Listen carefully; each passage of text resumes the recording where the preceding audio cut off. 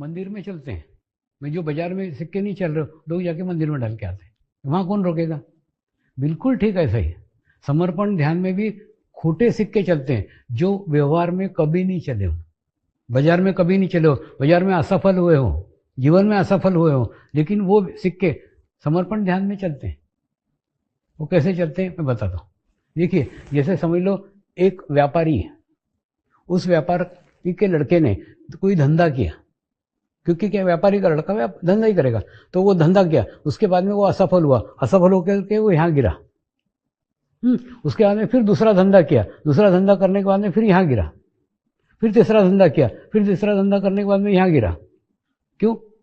क्योंकि जैसे जैसे असफल होते जाता ना, वैसे असफलता का बोझ, असफलता की शक्ति उसके ऊपर इतनी भारी हो जाती है कि वो जैसे ही ये ऊपर उठने का कोशिश करता है, फोर्स से फिर और नीचे आ जाता है। जैसे ऊपर उठने का कोशिश करता है फिर नीचे आ जाता है। यानी कोई भी धंधा ऊपर करने का कोशिश करता है, फिर वो गिरने का फोर्स उसको नीचे लाता ही है। आपने समाज में ऐसे कई व्यक्ति होंगे, वो कई धंधे करते हैं, हर धंधे के अंदर चोट, हर धंधे में नुकसान।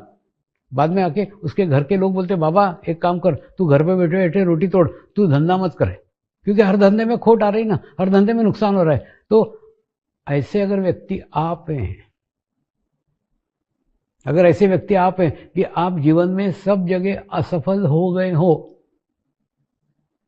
कोई भी धंधा करने जाते हो तो नुकसान ही हो रहा है, कोई भी काम करने जाते हो बिगड़ता ही है, ऐसे व्यक्ति अगर आप हो तो आपके लिए समर्पण ध्यान एक अच्छा स्वर्णिम अवसर है। तो ऐसे लोगों ने क्या करना चाहिए? पहली बात तो कोई भी कार्य करने का अप्रयास ही मत करो, क्योंकि क्या होता है मन में, एक जगह है, एक स्थान है, इस स्थान से जैसे आप प्रयास करते हो तो इस स्थान को छोड़ देते हो, ऊपर जाने की कोशिश करते हो, और ऊपर से गिरने वाला फोर्स इतना है कि वो आपको नीचे गिरा देता है। तो पहले क्या करना पड़ेगा? सारे प्रयास बंद कर दो, 45 दिन तक सारे प्रयास बंद कर दो, कोई भी प्रयास करो ही मत, सब प्रयास बंद कर दो। और बंद करने के बाद में कुछ नहीं, 45 दिन एकदम पूर्ण भाव के साथ, पूर्ण विश्वास के साथ अनुष्ठान करो। और उसके बाद में फिर आपके अंदर क्या चेंज आएगा, आपके अंदर क्या बदलाव आएगा, आपको बताता हूं। क्या होगा मालूम है? जैसे आपने इस स्थान से ऊपर उठने का प्रयास ही नहीं किया तो इस स्थान से नीचे गिरोगे नहीं, एक। उसके बाद में जब आप ध्यान करोगे, मेडिटेशन करोगे, तो विश्व के अच्छे सफल व्यक्तियों के साथ, ध्यान के साथ आप जुड़ जाओगे। आपको यहाँ पे अभी अपनी स्थिति मजबूत करने की, स्ट्रांग करने की, अभी ऊपर चढ़ने का प्रयत्न ही नहीं करने का है। तो जब जुड़ जाओगे, अच्छी सामूहिकता के साथ जुड़ जाओगे, अच्छी कलेक्टिविटी के साथ जुड़ जाओगे, तो सारे सफल व्यक्ति हैं, ये दुनिया के सक्सेसफुल व्यक्ति हैं, सफल व्यक्ति हैं, ध्यान में प्रगति किए हुए हैं, व्यवसाय में प्रगति किए हुए हैं, नौकरी में प्रगति हुए, ऐसे प्रगतिशील लोगों की सामूहिकता के साथ आप जुड़ जाओगे। तो आप चाहो न चाहो, वो आपकी प्रगति ऊपर की ओर कर ही देंगे। आपकी योग्यता हो न योग्यता हो, आपकी प्रगति होगी ही। मैंने बताया ना, 4 घोड़ों की गाड़ी, 3 घोड़े खींच के स्टेशन पहुंचा ही देंगे। और ऐसे कई अनुभव हैं। एक राष्ट्रीय पार्टी का नेता अध्यक्ष था, और अध्यक्ष होने के बाद में पता नहीं क्या उसको क्या दुर्गति हुई, जो उसने निर्दलीय होकर चुनाव लड़ने का प्रयास किया, क्योंकि पार्टी ने उसको टिकट नहीं दी, उसको गुस्सा आया, तो निर्दलीय खड़ा हो गया, और निर्दलीय खड़ा हो गया, बाद में हार गया चुनाव। और चुनाव आने के बाद में फिर उसका वैराग्य आ गया, राजनीति से वैराग्य आ गया, राजनीति नहीं चाहिए, एकदम खराब है, मैंने इतना किया पार्टी के लिए, पार्टी ने मेरे को टिकट लिया, बहुत दुनिया भर का बड़ा कर। उसके बाद में एक बहुत बड़ा प्रोजेक्ट सीमेंट फैक्ट्री का लेकर के मेरे पास आया। स्वामी जी, अब मैं राजनीति से एकदम हुआ हूँ, बहुत पैसा और बहुत समय मैंने बर्बाद किया जीवन का, अब मैं मेरे लिए कुछ करूंगा। अच्छी बात है। उसने एक बहुत बड़ा सीमेंट फैक्ट्री का प्रोजेक्ट मेरे को दिखाया। स्वामी जी, सीमेंट का प्रोजेक्ट में डालना चाहता हूँ, आप एक काम करो ना, इसको आशीर्वाद दो ना, इसको ब्लेसिंग करो ना, एक बार आप इस पर चित्तर डालो तो सक्सेसफुल हो जाएगा प्रोजेक्ट। उसको तो नहीं बोला, लेकिन मेरे मन में विचार आया, ये व्यक्ति असंतुलित है, ये व्यक्ति इनबैलेंस है। अब वो उसने चुनाव में भी हारा है, अब यहाँ पे भी फैक्ट्री का सत्यानाश करेगा। मैंने उसको कहा एक काम कर, तू ये सीमेंट फैक्ट्री का प्रोजेक्ट मेरे पास छोड़ के जा, मैं उसको 45 दिन तक रोज वाइब्रेशन दूंगा, रोज एनर्जी दूंगा, और 45 दिन के बाद में ले जाना, और उसके बाद में फैक्ट्री का प्रोजेक्ट डालना। लेकिन 45 दिन तक तू कुछ भी मांगने का नहीं, कुछ भी प्रयास करने का नहीं, कुछ भी करने का प्रयास ही नहीं करने का। 45 दिन चुपचाप घर पे बैठ के ध्यान करने का और कुछ नहीं करने का। ये सीमेंट फैक्ट्री के बारे में भी सोचने का नहीं, सब सोच करके सिर्फ 45 दिन बैठ करके ध्यान कर, मेडिटेशन कर, कुछ नहीं। उसको विश्वास था कि जो कह रहे हैं सच कह रहे हैं, मेरे भले के लिए कह रहे हैं, मेरे अच्छे के लिए कह रहे हैं। गुरु ना किसी का अहित कर ही नहीं सकता। वो जो मार्ग बता रहा है, वो ये रास्ता बता रहा है, वो उस समय शायद आपको पटे न पटे, आपके समझ में आए नहीं समझ में आए, क्योंकि आप बुद्धि से उसको सोचोगे, वो बुद्धि के परे सोचता है। तो उसने 45 दिन तक बराबर ध्यान किया, अनुष्ठान किया, और 45 दिन के बाद में प्रोजेक्ट लेने नहीं आया, वो अलग ही ऑफर लेके आया। बोले स्वामी यहाँ के मुख्यमंत्री ने ना एक अलग पार्टी बनाई है, और मेरे को बोल रहे हैं इस पार्टी में शामिल हो जाते हो क्या? हो जाऊं क्या? मैंने बोला तूने इच्छा नहीं की ना, हो जा। तो उस पार्टी में शामिल हो गया। उसके बाद में फिर कुछ दिन बाद आया, स्वामी जी उसमें ना मैं बहुत अनुभव था, एक्सपीरियंस वाला था। तो बोले सब लोगों का ना कैबिनेट मिनिस्टर का दर्जा है, मेरे को नहीं दिए, मेरे को नहीं है तो मेरे को दे रहे हैं, तो लूँ क्या? मैंने बोला मांगा नहीं ना, ले ले। और उसके बाद में वो कैबिनेट मिनिस्टर बन गया, और वो फाइल धूल खाते पड़ी है। ये उदाहरण आपको इसलिए दे रहा हूं, मैं आपको मार्ग छोड़ने को नहीं बोल रहा, मैं आपको मैदान छोड़ने को नहीं बोल रहा हूं। जिस मैदान में हो उस मैदान में डटे रहो, वही सफलता तुम्हारी कदम चुनेगी। वहां से भागने का जरूरत नहीं है, वहीं डटे रहो जहां पे हो। राजनीतिक क्षेत्र में ही वो सफल हुआ। तो कहने का अर्थ, आप जिस मार्ग में हो, जिस स्थिति में, उसी स्थिति में बने रहो ना, लेकिन अपने आप को संतुलित करो, अपने आप को बैलेंस करो। और बैलेंस करने के बाद में मनुष्य के प्रयत्न बैलेंस रहते हैं, उसका रिजल्ट बैलेंस आता है। अभी ये कोरोना काल चल रहा है, सब जगह कोरोना काल, कोरोना काल, कोरोना काल। और दूसरा, डॉक्टर लोग क्या उपदेश दे रहे हैं? रोज साबुन से हाथ धो, दे रहे ना, सब डॉक्टर लोग दे रहे हैं, सब साबुन से हाथ धो। दूसरा उपदेश क्या है? डिस्टेंस मेंटेन रखो, 6 फीट के अंतर से बात करो। तीसरा क्या बोल रहे हैं? मास्क पहनो। आप देखो, ये तीनों उपदेश, तीनों संदेश केवल शरीर से संबंधित है। यानी जो डॉक्टरों का क्षेत्र है, उतने क्षेत्र की बात करेंगे। वो शरीर विज्ञान का अध्ययन करते हैं, शरीर का अध्ययन करते हैं, तो वो शरीर की बात करेंगे ना, कि मास्क पहनो, साबुन से हाथ धो, 6 फीट का अंतर रखो, तो कोरोना से सुरक्षित रहोगे। मैं चौथी बात जोड़ रहा हूं। चौथी बात है, निर्विचार रहो, सकारात्मक विचार करो। अगर सकारात्मक विचार करोगे, निर्विचार रहोगे, तो क्या होगा? आपकी रोग प्रतिरोधक शक्ति अत्यधिक बढ़ेगी। और उसके बाद में अगर नकारात्मक विचार करोगे, निगेटिव विचार करोगे, तो ये तीनों चीजें अपनाने के बावजूद भी आपको तकलीफ हो सकती है, आपको परेशानी हो सकती है। इसलिए आवश्यकता है ध्यान करो, ध्यान से निर्विचारता मिलती है, निर्विचारता से आपके अंदर रोग प्रतिरोधक शक्ति बढ़ती है। आप सकारात्मक होते हो, प्रत्येक परिस्थिति को सकारात्मक दृष्टिकोण से देखते हो, और देखने की दृष्टि आपको प्राप्त हो जाती है। तो ये चीज अपने साथ जोड़ो। और कोरोना की बात आई तो कई साधकों के रिश्तेदार, साधक तो नहीं भी ध्यान कर देते, वो तो सुरक्षित रहे, लेकिन उनके कुछ रिश्तेदार, उनके घर के लोग आईसीयू में भर्ती थे। और आईसीयू भर्ती थे, उसके बाद में वो पानी वाइब्रेट करके मांगते थे, तो ये पानी वाइब्रेट करके दो ना, तो उनको पिलाएंगे तो वो जल्दी ठीक होंगे। और उसके 100% अच्छे रिजल्ट्स आए, अच्छे परिणाम आए। अब ये पानी वाइब्रेट करके देना और वाइब्रेशन देना, आप अंधश्रद्धा समझ सकते हो, अंधश्रद्धा नहीं है, ये वाटर थेरेपी है। ये वाटर थेरेपी आप भी सीखो ना। देखिए, एक बार अजमेर में बहुत बड़ा शिविर हुआ, महाशिविर, और शिविर में जर्मन के डॉक्टरों ने मेरे स्टेज के पास एक पानी की बोतल रोज रखते थे, और वो पानी की बोतल को बाद में उन्होंने जापान में चेक करने के लिए भेजा कि इसके अंदर क्या चेंज आया है, क्या बदलाव आया है। तो जापान के वैज्ञानिकों ने जब जांचा, जब परखा, तो उसके बाद में उन्होंने उनकी रिपोर्ट दी, पानी के अंदर रंग में बदलाव नहीं आया, पानी के गुणवत्ता में बदलाव आया, क्वांटिटी में बदलाव नहीं आया। एक बॉटल की 2 बॉटल नहीं हो गई, पानी का रंग बदला नहीं, बदली है गुणवत्ता, गुणवत्ता में चेंज आया, गुणवत्ता में बदलाव आया है।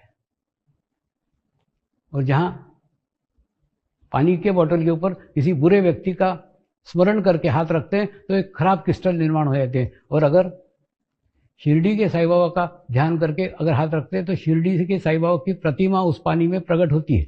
इसके रिपोर्ट्स उन्होंने हमको भेजे, क्योंकि हमने सब, देखिए ये युवा लोग जो रिसर्च करते हैं, प्रयोग करते हैं, मैं उनको सदैव हेल्प करता हूँ, सदैव मदद करता हूँ, मेरे तरफ से जितना हो सके उतना करता हूँ। तो उनको दिया, उनके अच्छे रिजल्ट, उनके अच्छे परिणाम आए हैं। इसको वाटर थेरेपी बोलते हैं। यानी हमारे मनुष्य के शरीर में 70% पानी है, और उस पानी के ऊपर अगर आप सकारात्मक चीजें डालेंगे, पॉजिटिव चीजें डालेंगे, तो पॉजिटिव असर 70% पानी पे होगा, तो शरीर में भी चेंज आएगा ना, शरीर में भी बदलाव आएगा। तो मैं चाहता हूं ये ज्ञान, ये नॉलेज आप भी सीखें। मेरे ऊपर डिपेंड मत रहो, मेरे पीछे कब तक भागोगे? कुछ नहीं, एक पानी की बोतल रखो, उसके बाद में दिया लगाओ, ध्यान करो, मेडिटेशन करो, और मेडिटेशन करके, और दूसरा आपको बोतल के ऊपर वाइब्रेट नहीं करते आता ना, एक बहुत बड़ा तपेला लो जिसका मुंह खूब बड़ा हो, उसके अंदर अपने हाथ से पूरे वाइब्रेशन दो। जिस व्यक्ति के लिए दे रहे हो ना, उसके लिए प्रार्थना करो कि इस पानी देने से उसके अंदर इस बीमारी से ये ठीक। आपको वो व्यक्ति का नाम मालूम होना चाहिए, क्या प्रॉब्लम है वो मालूम होना चाहिए, तो आप ऐसा वाइब्रेशन दो, तो अच्छे वाइब्रेशन, अच्छी ऊर्जा उस पानी को मिलेगी, और पानी को मिलने के बाद में उस व्यक्ति के अंदर वो चेंज आएगा, उसमें वो बदलाव आएगा। तो आप भी पानी वाइब्रेट करना सीखो ना, मेरे ऊपर क्यों डिपेंड रहते हो? दूसरा, विदेशों में जब जाता हूं ना, तो विदेशों में खूब ज्यादा प्रवचन करने के लिए टाइम नहीं रहता। क्या होता है मालूम है? मैं जो प्रवचन करता हूँ फिर वो इंग्लिश में होता है, इंग्लिश से जर्मनी में होता है, मैंने खूब भाषा में उसका ये होता है अनुवाद।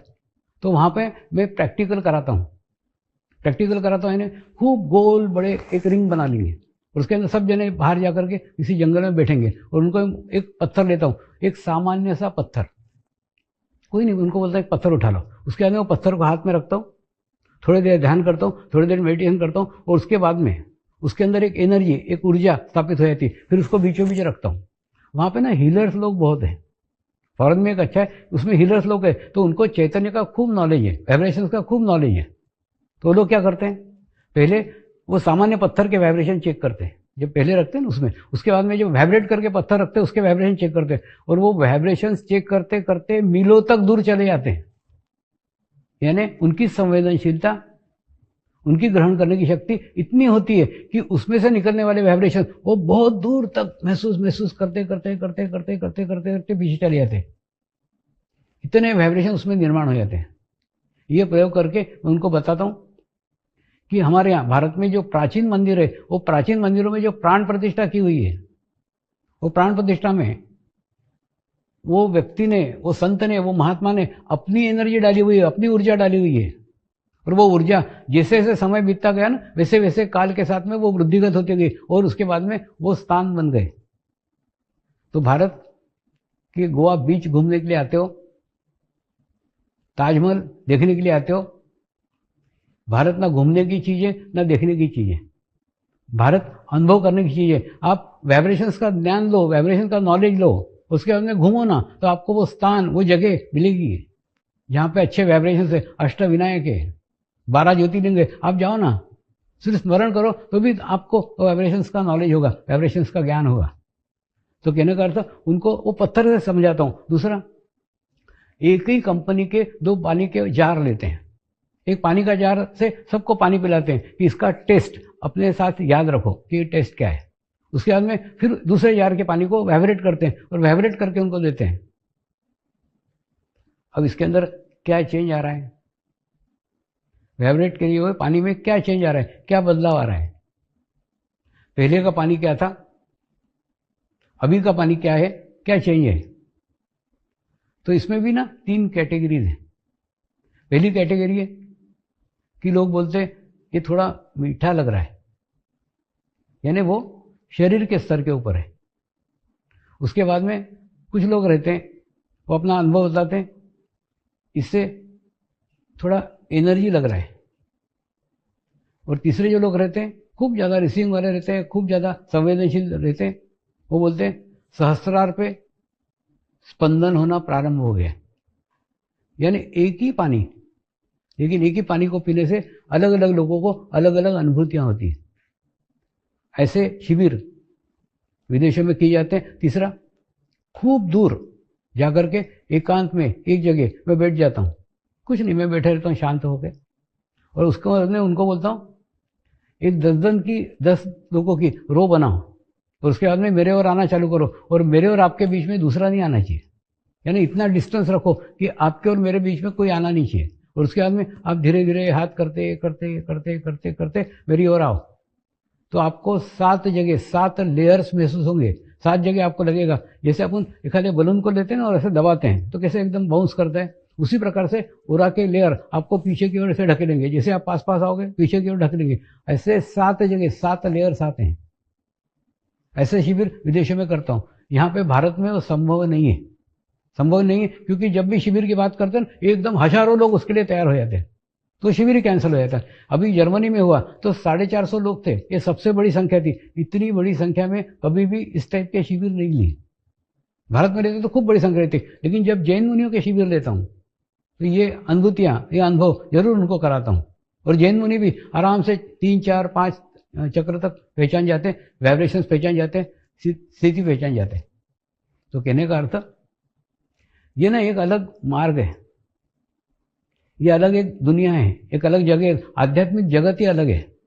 तो आध्यात्मिक जगत में आध्यात्मिक अनुभव है, जिन्होंने वो अनुभव लिए, जो इस लाइन के, जो जानते हैं।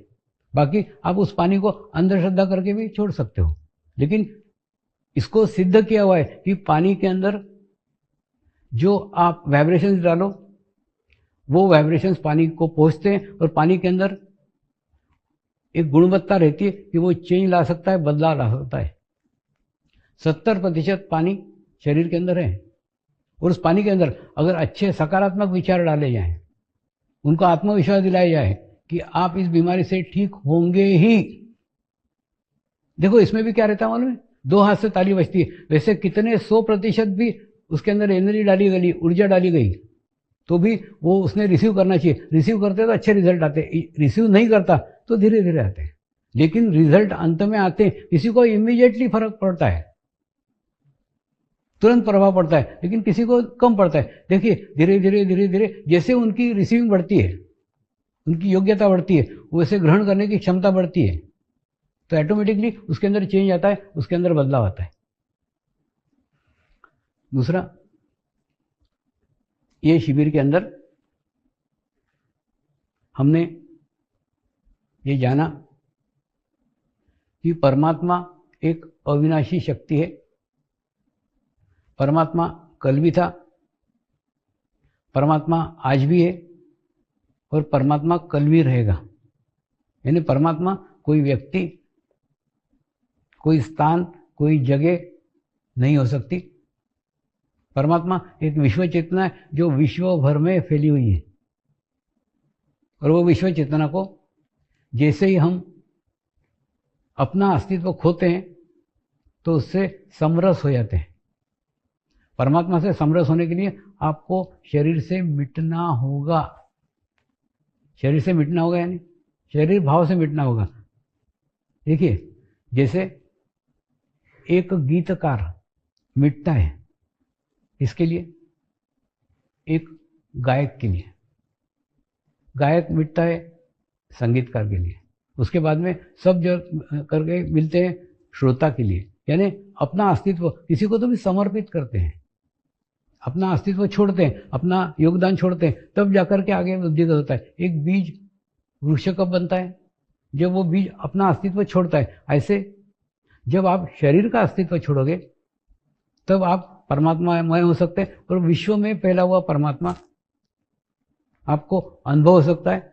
और जो स्थान, जिन स्थानों पे अच्छी परमात्मा की ऊर्जा है, ऐसी परमात्मा की शक्ति है, ऐसी जगह थोड़ा क्या है, हमारी ना ग्रहण करने की क्षमता कम है, उसके कारण सर्वसामान्य हम नहीं पहचान सकते। लेकिन जहाँ पे सामूहिकता है, जहाँ पे कलेक्टिविटी है, जहाँ परमात्मा की ऊर्जा खूब जोर से बह रही है, वहाँ पे हम पहचान सकते हैं, जान सकते हैं। दूसरा, सामान्य आदमी को ये ज्ञान नहीं है, नॉलेज नहीं है, लेकिन वो ये बोलेगा वहाँ जा कर के मेरे को बहुत अच्छा लगता है। अब देखो ना, जैसे वैष्णो देवी में सामान्य मनुष्य जो साधारण सड़क पे भी सीधे से चल नहीं सकता, वो व्यक्ति पहाड़ चढ़ करके वो वैष्णो देवी तक पहुंच जाता है। क्या कारण? कारण है वहाँ एक ऊर्जा है, वहाँ एक एनर्जी है। जो लोग वैष्णो देवी गए ना, उनको ये जरूर अनुभव आया होगा। सामान्य अगर हम इतना चलेंगे तो थक जाएंगे, लेकिन वहाँ पे पहाड़ इतना चल जाते, इतने ऊपर तक पहुंच जाते, पता भी नहीं चलता। क्या कारण है? कारण है वहाँ की एनर्जी, वहाँ की ऊर्जा, और दूसरा सामूहिकता, कलेक्टिविटी। सभी जने जय माता जी का उद्घोष करते रहते, उनके अंदर हम शामिल हो जाते हैं, और शामिल होने के बाद में हमारे शरीर का अस्तित्व समाप्त हो जाता है। और दूसरा, हमको क्या तकलीफ है, हमको क्या परेशानी है, हमारा शरीर का स्थिति है कि नहीं चढ़ने का, ये सब बातें गौण हो जाती हैं, और हम एक आत्मा बन जाते हैं। और आत्मा बन करके उस आत्माओं की सामूहिकता में, उन आत्माओं की कलेक्टिविटी में हम वो पहाड़ चढ़ जाते हैं, जो पहाड़ हम जीवन में सामान्यतः नहीं चढ़ सकते।